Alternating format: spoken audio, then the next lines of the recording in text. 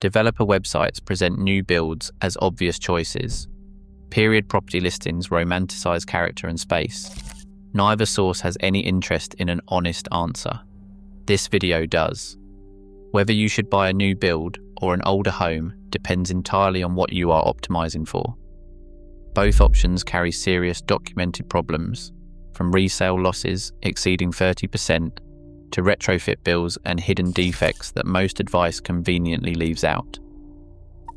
Buyers stepping into the UK housing market quickly discover that a new build almost always costs more than an older home in the same neighbourhood. The typical premium sits between 10 and 20%, even after adjusting for size and postcode.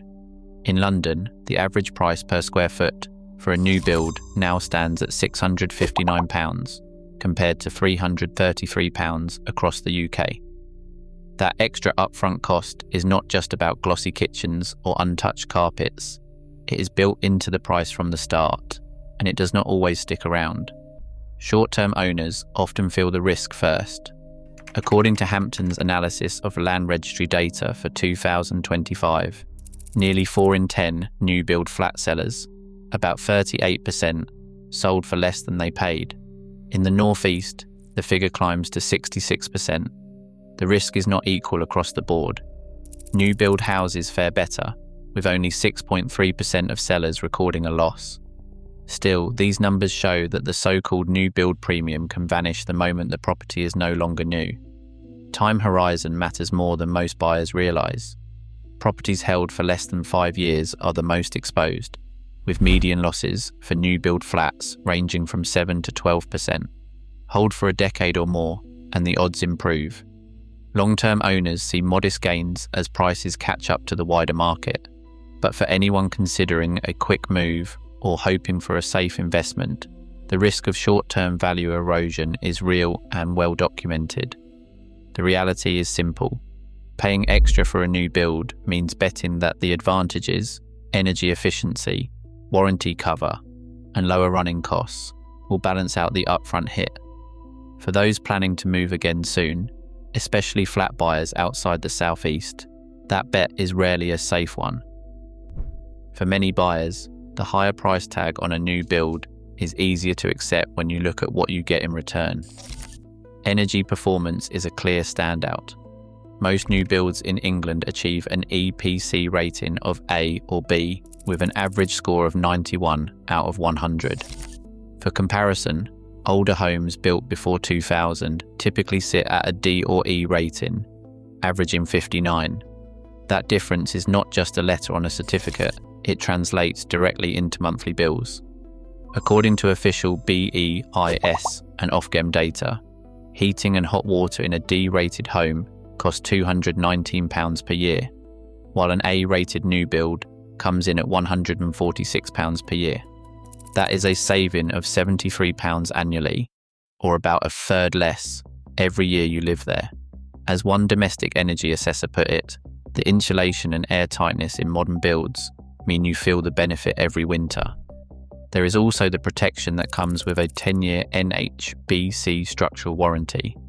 This covers major issues with foundations, walls and roofs for the full decade, and takes care of non-structural problems like windows and doors for the first 2 years. If something goes wrong early on, you are not left with a hefty repair bill. The warranty is transferable, so it stays with the property even if you sell. For buyers used to the unpredictability of older stock, that safety net can be a major draw. Another advantage is the transaction itself. New builds are usually chain-free, cutting out the stress and delays that often plague second-hand purchases. Many developers let buyers choose finishes or even make minor layout tweaks before completion, adding a degree of personalisation that is rare in the resale market. For some, that simplicity and peace of mind are worth the premium, especially when moving is already such an upheaval. Almost every new build buyer in the UK encounters defects, some small, some not so minor.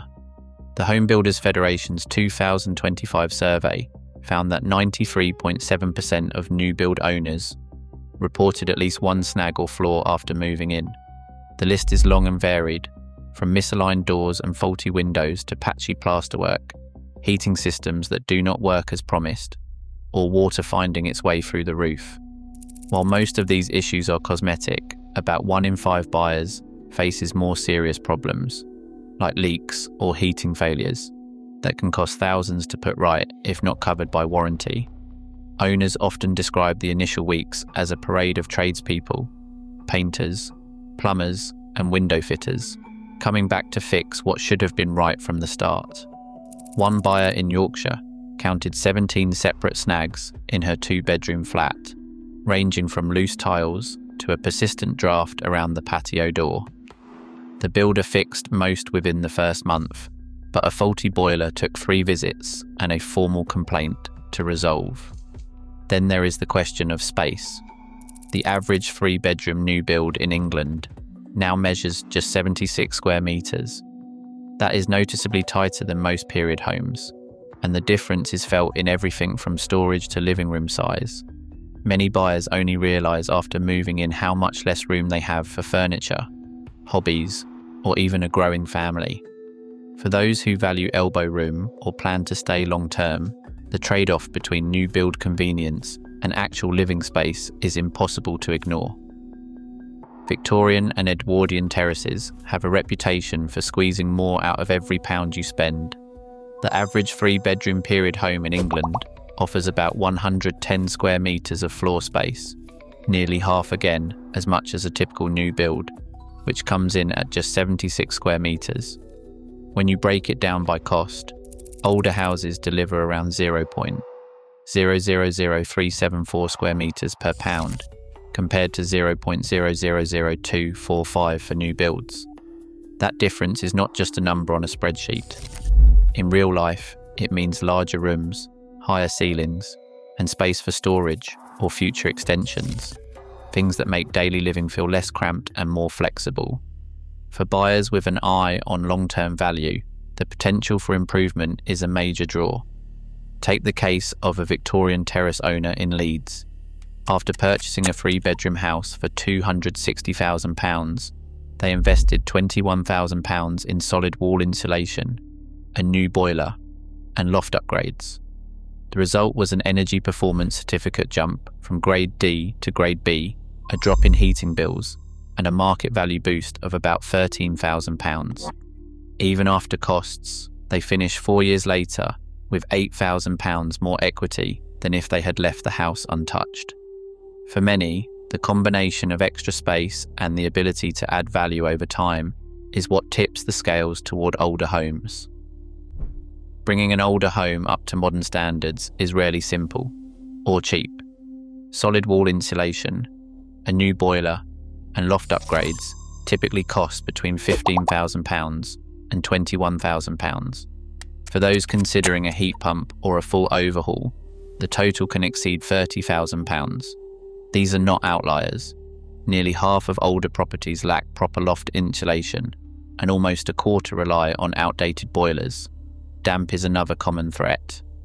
The English Housing Survey reports that 14% of period homes show signs of damp, with repairs ranging from £2,000 for minor fixes to over £10,000 for severe cases.